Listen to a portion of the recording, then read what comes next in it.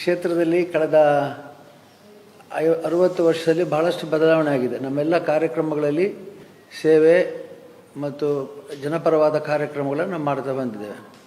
ಅದರಲ್ಲಿ ಎಷ್ಟೋ ಕೆಲಸಗಳು ಹೊಸ ಹೊಸದ ರೀತಿಯಲ್ಲಿ ಹುಟ್ಟುಕೊಂಡಿವೆ. ಅಂದರೆ ಈಗ ಗ್ರಾಮೀಣಾಭಿವೃದ್ಧಿ ಯೋಜನೆ ಆಗುವವರೆಗೆ ಕೈಧರ್ಮ ಇತ್ತು ಅಥವಾ ಸಹಾಯ ಮಾಡುವಂಥದ್ದು. ಈಗ ಯೋಜನೆ ಆದ ಮೇಲೆ ಈಗ ಪಟ್ಟಿ ಓದಿದ್ದಾನೆ, ವಿಪರೀತ ಪಟ್ಟಿ ಇದೆ. ಅದು ಎಷ್ಟು ಪಟ್ಟಿ ಇದೆ ಅಂತಂದರೆ ಅದು ಹೆಳ್ಳಾಳದಷ್ಟು ದೊಡ್ಡ ಪಟ್ಟಿ ಇದೆ. ಇದು ಏನಾಗಿದೆ ಅಂದರೆ, ಈಗ ನಾನು ಯಾವಾಗಲೂ ಹೇಳ್ತೇನೆ, ನೀವು ಒಳ್ಳೆ ಕೆಲಸ ಮಾಡಿದ್ರೆ 2 ರೀತಿಯ ಕತ್ತಿ ಅದು ಅಂತ. ಈ ಕಡೆಯಿಂದ ಕೊಯ್ತದೆ, ಈ ಕಡೆಯಿಂದ ಕೊಯ್ತದೆ. ಈ ಕಡೆಯಿಂದ ಪ್ರಚಾರದ ದೃಷ್ಟಿಯಲ್ಲಿ ಒಳ್ಳೆಯ ರೀತಿಯಲ್ಲಿ ಕೊಯ್ತದೆ ಅದು.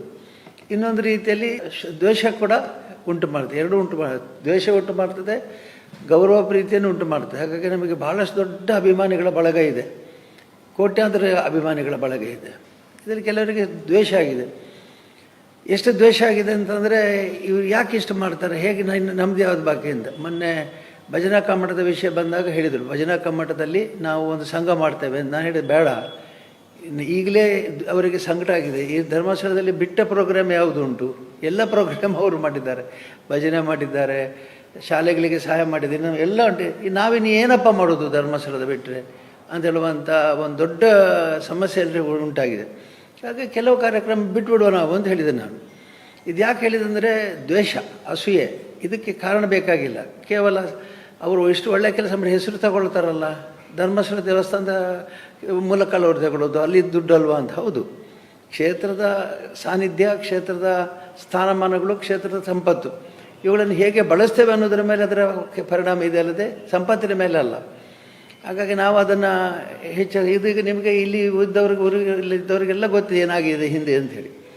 ಈ ವಿಷಯ ಈಗ ತೆಗೆದುಕೊಂಡು ಅವರು ಮಾತಾಡುವಂಥ ವಿಷಯಗಳು ನಮಗೆ ಸಂಬಂಧ ಇಲ್ಲ. ಈಗ ತನಿಖೆ ಮಾಡಲಿಕ್ಕೆ ಫಸ್ಟ್ ಗೌರ್ಮೆಂಟಿಗೆ, ಹೋಮ್ ಡಿಪಾರ್ಟ್ಮೆಂಟಿಗೆ ಬರ್ತದೆ ನಾನು, CBIಗೆ ಒಪ್ಪಿಸಿ ಅಂತೇಳಿ ಮುಖ್ಯಮಂತ್ರಿ ಹೇಳಿದ್ದೆ ನಾನು.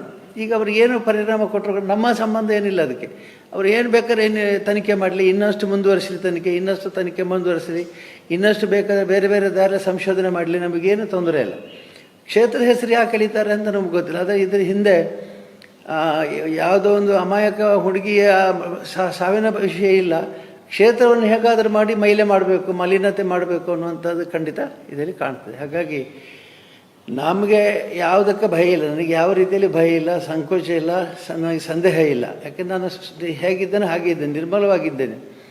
ನಮಗೆ ಬೆಳಿಗ್ಗಿಂದ ಸಂಜೆವರೆಗೆ ಅನೇಕ ಕೆಲಸ ಕಾರ್ಯಗಳಿರೋದ್ರಿಂದ ಯಾವುದು ಮೈಲಿಗೆ ನಮಗೆ ಅಡ್ಡೋದಿಲ್ಲ. ಆದರೆ ಒಂದೇ ಒಂದು ಸಮಸ್ಯೆ ಅಂದರೆ, ಅನಾವಶ್ಯಕವಾಗಿ ಯಾಕೆ ಶತ್ರುತ್ವ ಬೆಳೆಸ್ತಾ ಇದ್ದಾರೆ, ಯಾಕೆ ಶತ್ರುತ್ವ ಬೆಳೀತಾ ಇದೆ, ಶತ್ರುತ್ವಕ್ಕೆ ಕಾರಣ ಏನು ಅಂತ ಅನ್ನೋದು ದೊಡ್ಡ ಸಮಸ್ಯೆ. ಹಾಗಾಗಿ ನಮ್ಮ ಎಷ್ಟೋ ಜನ ಸಿಬ್ಬಂದಿಗಳಿಗೆ ಗೊತ್ತಿರಬಹುದು ಇದು ಸತ್ಯ ಅಂತ. ಯಾಕೆ ಸುಮ್ಮನಿದ್ದಾರೆ ಇವರು ಅಂತ ಸಹ ಬರ್ಬೋದು.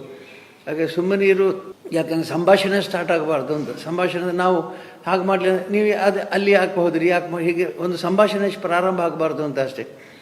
ಮತ್ತು ಇವತ್ತೊಂದು 5-6 ಜನ ಬಂದು ಕಣ್ಣೀರು ಹಾಕಿ ಹೋದರು. 5 ಜನ ಕಣ್ಣೀರು ಹಾಕಿ ಹೋದ್ರು. ಈಗಲೇ ಬಂದು ಒಬ್ಬರು ಕಣ್ಣೀರು ಹಾಕಿ ಹೋದ್ರು. ಏನು ಹೀಗಾಗ್ತದೆ ನಿಮಗೆ, ಹೀಗ ಅಂದರೆ ಏನು, ನಾವು ಹೇಗೆ ತಡ್ಕೊಳ್ಳೋದು ಅಂತ ಹೇಳಿ. ನಾನು ಹೇಳಿದವರಿಗೆ, ನನಗೆ ಮುಖ್ಯವಾಗಿ ಬೇಕಾಗಿದ್ದದೆ ಪ್ರೀತಿ ಯಾರಿಗುಂಟು, ಯಾರಿಗೆ ನಮ್ಮಲ್ಲಿ ದ್ವೇಷ ಉಂಟು ಅಂತ ನಮ್ಗೆ ಗೊತ್ತಾಗಲಿಕ್ಕೆ ಇದೊಂದು ಒಳ್ಳೆ ನಿದರ್ಶನ ಆಯಿತು. ಪ್ರೀತಿ ಮಾಡುವವರು ಕೂಡ ಬಂದು ಎದುರು ಹೇಳಲಿಕ್ಕಾಗೋದಿಲ್ಲ. ಈಗ ನಮ್ಮ ಮಂಜುನಾಥರಿಗಾಗಲಿ ಅಥವಾ ನಮಗೆ ಬೇರೆಯವರಿಗೆ, ನಿಮಗೆಲ್ಲ ಬಂದು ಹೇಳಿ ಸ್ವಾಮಿ ನಾವು ನಿಮ್ಮಲ್ಲೇ ನಿಮ್ಮ ಬಗ್ಗೆ ತುಂಬ ಗೌರವ ಇದೆ, ಪ್ರೀತಿ ಇದೆ ಅಂತ ಹೇಳಲಿಕ್ಕಾಗೋದಿಲ್ಲ. ಹಾಗೆ ಬಹಳ ಜನಕ್ಕೆ ನಮ್ಮ ಬಗ್ಗೆ ಇರುವಂಥ ಗೌರವನ ಹೇಳಲಿಕ್ಕಾಗೋದಿಲ್ಲ. ಈಗ ಹೇಳುವ ಸಂದರ್ಭ ಈಗ ಬಂದಿದೆ. ಈಗ ಹೇಳ್ತಾ ಇದ್ದಾರೆ, ಅವರು ಸ್ಪಷ್ಟವಾಗಿ ಹೇಳ್ತಾ ಇದ್ದಾರೆ, ನಾವು ನಿಮ್ಮ ಜೊತೆಗಿದ್ದೇವೆ, ನಿಮ್ಮ ಮೇಲೆ ಬರುವಂಥ ಆಪಾದನೆಗಳನ್ನು ನಾವು ಸಹಿಸ್ಕೊಳ್ಳಿಕ್ಕೆ ಆಗೋದಿಲ್ಲ, ಕಣ್ಣೀರು ಹಾಕ್ತಾರೆ. ಇದು ನಿಜವಾದ ಕಣ್ಣೀರು, ಇದರಲ್ಲಿ ಯಾವುದೇ ಒಳೆ ಹೊರಗೆ ಇಲ್ಲ. ಹಾಗಾಗಿ ನಿಮಗೆ ನಮ್ಮ ಪ್ರೀತಿ ಪಾತ್ರರು ಯಾರು, ಅನಾವಶ್ಯಕವಾಗಿ ದ್ವೇಷಿಸುವವರು ಯಾರ್ದು, ಎರಡೂ ಕೂಡ ನಮಗೆ ಇದರ ಮಾಧ್ಯಮದಲ್ಲಿ ಗೊತ್ತಾಗಿದೆ. ಹಾಗಾಗಿ ನಾವು ಮುಖ್ಯವಾಗಿ ನಿಮಗೆ ಯಾಕೆ ಹೇಳೋದು ಅಂತಂದರೆ, ನೀವೆಲ್ಲ ನಿಮ್ಮ ಕೆಲಸದವರು ಹುಡುಗರು ನೋಡ್ತಾರೆ, ಅವರಿಗೆ ಒಂದೇ ಕಡೆಯಿಂದ ತಲೆಯಿಂದ ಬಂದು ಯಾಕೆ ಇವರು ಸುಮ್ಮನಿದ್ದಾರೆ ಅಂತ. ಸುಮ್ಮನಿದ್ದಾರೆ ಯಾಕೆಂದರೆ ಇದು ಸಂಭಾಷಣೆ ಆಗಬಾರ್ದು. ಈಗ ಯಾಕೆ ಒಬ್ಬ ಇದು ಮಾಡ್ತಾನೆ, ದೊಡ್ಡವರು ಬಂದು ನಿಲ್ತಾನೆ ಅಂತಂದರೆ, ನನ್ನ ಮೇಲೆ ನಿಮಗೆ ಧೈರ್ಯದ ನನ್ನ ಮೇಲೆ ದ್ವೇಷ ಮಾಡಿ, ನಮ್ಮ ಮೇಲೆ ಏನಾದರೂ ಹೋರಾಟ ಮಾಡಿ ಅಂತ. ಆಗ ಪ್ರಚಾರ ಅವರಿಗೆ ಸಿಗೋದು, ನಮಗಲ್ಲ. ನಮಗೆ ಪ್ರಚಾರ ಸಿಗೋದು, ಹೋದ್ರು ಪಡಪ ಬ್ರಹ್ಮಾಸ್ತ್ರ ಬಿಟ್ಟರು ಗುಬ್ಬಿಗೆ ಅಂತೇಳಿ. ಹಾಗೆ ಗುಬ್ಬಿಗೆ ಬ್ರಹ್ಮಾಸ್ತ್ರ ಬಿಡುವ ಅಗತ್ಯವಿಲ್ಲ.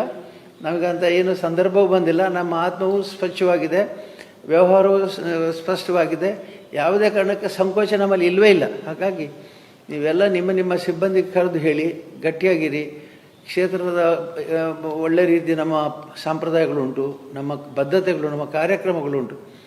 ಮುಖ್ಯವಾಗಿ ದ್ವೇಷ. ಇವತ್ತು ಯಾವ ವಿಭಾಗ ತೆಗೀರಿ, ಧರ್ಮಸ್ಥಳದಲ್ಲಿ ಚೆನ್ನಾಗಿದೆ, ಅದು ಹೇಗೆ? ಅದು ನಿಮ್ಮಿಂದಾಗಿ ನನ್ನನ್ನು ದ್ವೇಷ ಮಾಡ್ತಾರೆ. ಯಾಕೆ ಅಂತಂದರೆ ಇಷ್ಟು ಒಳ್ಳೆ ಕೆಲಸ ಇವರು ಹೇಗೆ ಮಾಡ್ತಾರೆ?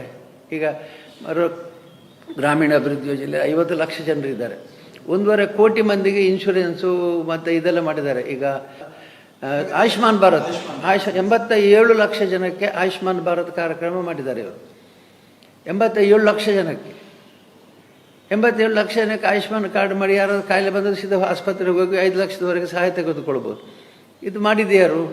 ಯೋಜನೆಯವರು. ನನ್ನನ್ನು ದ್ವೇಷ ಮಾಡಿದರೆ ನೀವು ಯಾಕೆ ಮಾಡಿದಿರಿ? ಅದನ್ನು ಹೇಗೆ ಮಾಡಿ ನಾನು ಏನು ಹೇಳಲಿ? ನಾನು ಏನು ಹೇಳೋದಿಲ್ಲ. ನಾನು ಹೇಳೋದು ಇಷ್ಟೇ, ನಾವು ಮುಂದುವರಿಸ್ತೇವೆ, ನಾವು ಹೋಗೋಣ. ನಾವು ಹೋಗೋದೇ ದಾರಿ, ಈ ದಾರಿಯನ್ನು ಬಿಟ್ಟು ನಾವು ಆಚೆ ಈಚೆ ಹೋಗೋದಿಲ್ಲ, ಆಚೆ ಈಚೆ ನೋಡುವುದಿಲ್ಲ. ನಮ್ಮ ಒಳ್ಳೆಯ ಕಾರ್ಯಗಳನ್ನು ಮಾಡ್ತಲೇ ಹೋಗ್ತೇವೆ. ಇದೊಂದು ಮಧ್ಯದಲ್ಲಿ ಏನೋ ಮೋಡ ಬಂದ ಹಾಗೆ ಮೋಡ ಬಂದಿದೆ, ಅಥವಾ ಏನೋ ಒಂದು ಸಣ್ಣ ಪರದೆ ಬಂದಿದೆ, ಇದು ತೆಗಿಬೇಕು. ಇದು ತೆಗೆದು ನಮ್ಮಿಂದ ಸಾಧ್ಯ ಇಲ್ಲ, ದೇವರು ತೆಗಿಬೇಕು. ಯಾಕೆ ನೀವೆಲ್ಲ ಒಂದು ಶಿಸ್ತು ನಿಯಮ ನಿಮ್ಮದನ್ನು ಬಿಡಬೇಡಿ. ನನಗೇನು ಭಯ ಇಲ್ಲ, ನನಗೆ ಯಾವ ಸಂಕೋಚವೂ ಇಲ್ಲ, ನನಗೆ ಭಯವೂ ಇಲ್ಲ. ಭಾಳ ಧೈರ್ಯವಾಗಿದ್ದೆ ನಾನು. ಹಾಗಾಗಿ ದನಿಗಳು ನೆಮ್ಮದಿಯಾಗಿರಬೇಕು ಅಂತ ಎಲ್ಲರೂ ಹೇಳೋದಂದೇ, ಈ ಯೋಚನೆ ಮಾಲ್ಪಡಿಸಿ, ಈ ಯೋಚನೆ. ನಾನು ಏನು ಯೋಚನೆ ಮಾಡಿ ಏನು ಮಾಡೋದು? ನಾನು ಯೋಚನೆ ಮಾಡಿ ಏನು ಮಾಡೋದು? ಯೋಚನೆ ಮಾಡಿ ಏನು ಹೇಳೋದು? ನನಗೆ ಹೇಳುವಂಥದ್ದು ಏನಿಲ್ಲ. ನಾವು ಯಾರಿಗೂ ಯಾವ ರೀತಿಯ ಅನ್ಯಾಯಕ್ಕೂ ಸಹಾಯ ಕೊಡೋದಿಲ್ಲ. ಅದು ಬಿಟ್ಟು ವೈಯಕ್ತಿಕವಾಗಿ ಸಂಭಾಷಣೆ ಮಾಡೋದು, ವೈಯಕ್ತಿಕವಾಗಿ ಅವಮಾನ ಮಾಡೋದು ಸರಿಯಲ್ಲ. ಇದನ್ನು ನಿಲ್ಲಿಸಲೇಬೇಕು. ಇದನ್ನು ನಮ್ಮ ಅಭಿಮಾನಿಗಳು ರೆಡಿ ಇದ್ದಾರೆ ಏನಾದರೂ ಮಾಡಲಿಕ್ಕೆ. ನಾನು ಹೇಳ್ತೇನೆ, ಏನು ಮಾಡಬೇಡಿ. ನಮ್ಮ ನೈತಿಕ ಶಕ್ತಿಗಿಂತ ದೊಡ್ಡ ಶಕ್ತಿ ಯಾವ ಇದೂ ಅಲ್ಲ. ಹಾಗೆ ನಾವು ಮಾಡ್ತಾನೆ ಅಂತ ಹೇಳ್ತಾ ಇದ್ದೇನೆ. ಇನ್ನು ಈ ವಿಷಯದಲ್ಲಿ ಏನು ಹೆಚ್ಚು ನಾನು ಹೇಳೋದಿಲ್ಲ. ನಿಮಗೆಲ್ಲ ಗೊತ್ತಿದೆ. ನೀವು ಭದ್ರವಾಗಿರಿ, ಗಟ್ಟಿಯಾಗಿರಿ. ಇದೊಂದು ಮಾತಿದೆ, while you show your outward appearance to the world, don't forget to acknowledge how you feel the inside ಅಂತ. ಹೊರಗೆ ನೀವು ಹೇಗೆ ಬೇಕಾದರೂ ನಿಮ್ಮ ಹೊರಗಿನ ರೂಪವನ್ನು ತೋರಿಸ್ಬೋದು, ಒಳಗೆ ಹೇಗಿದೆ ಅಂತ ಹೇಳಿ ನೀವು ತೋರಿಸಿ. Your inner experience defines the quality of your life. ನಿಮ್ಮ ಅಂತರಂಗದ ಇದು ಶಕ್ತಿಯನ್ನು ತೋರಿಸ್ತದೆ ಅಂತ ಹೇಳಿದ್ದಾರೆ. ಪ್ರತಿಕ್ಷಣದ ಸುದ್ದಿಗಾಗಿ Zee Kannada news app download ಮಾಡಿ.